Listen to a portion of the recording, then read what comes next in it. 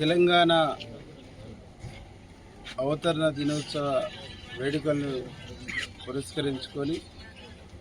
తెలంగాణ రాష్ట్ర ప్రభుత్వం గౌరవ ముఖ్యమంత్రి రేవంత్ రెడ్డి గారి ఆధ్వర్యంలో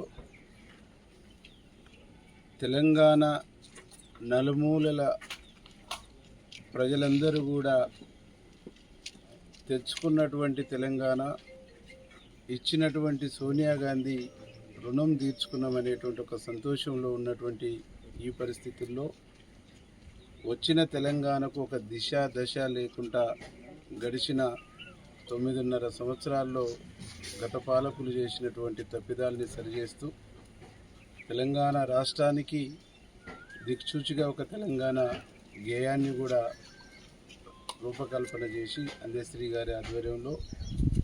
ఈరోజు ప్రజల ముందు ఉంచుతూ జాతికి అంకితం చేస్తున్నటువంటి తరుణం. దానికి తోడుగా 10 సంవత్సరాలైతుంది తెలంగాణ రాష్ట్రం వచ్చి. ఈ 10 సంవత్సరాల్లో బడుగు బలహీన వర్గాల ఈ ప్రాంతంలో ఉండేటువంటి సాగు తాగునీరు, ప్రజల యొక్క గృహ అవసరాలు, దానితో పాటు గడిచిన 10 సంవత్సరాల్లో రాని ఒక్క రేషన్ కార్డు,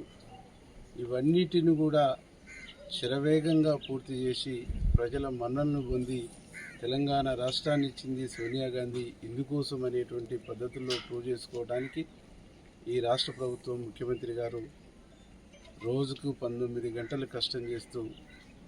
ముందుకు పోతున్నటువంటి క్రమంలో వందలాది మంది అమరుల త్యాగాల్ని మరవకుండా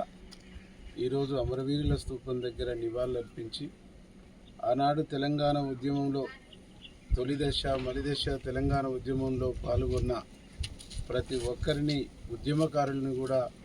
నియోజకవర్గానికి 1 లేదా 2 బస్సులను అరేంజ్ చేసి అధికారులే ఆ ఉద్యమకారుల్ని ఈ ఉత్సవాల్లో పాల్గొనేటట్టుగా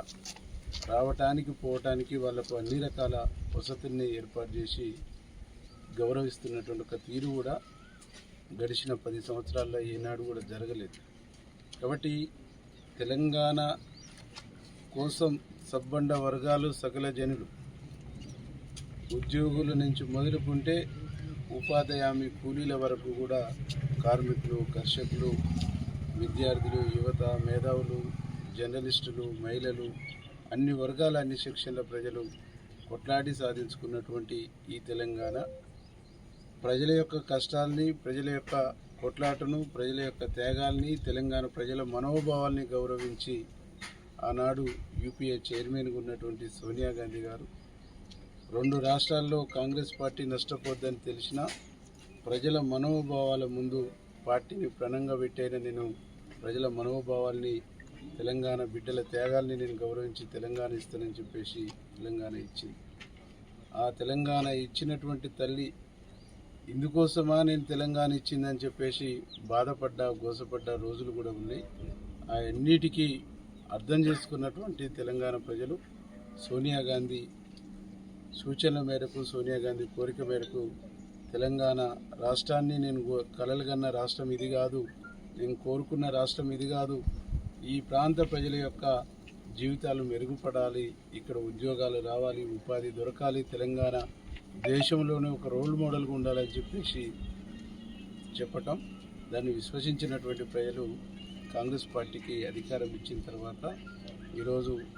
దాదాపు 6 నెలలు అవుతున్న వేగంగా చెప్పిన దానికంటే వేగంగా పనిచేస్తూ ముందుకు పోతుంది. మరింత ఈరోజు బాధ్యతతోని ఇంకా ప్రజల పక్షాన, ప్రజల కోసం తెలంగాణ రాష్ట్ర ప్రభుత్వం ఆర్నిశలు కృషి చేస్తుంది.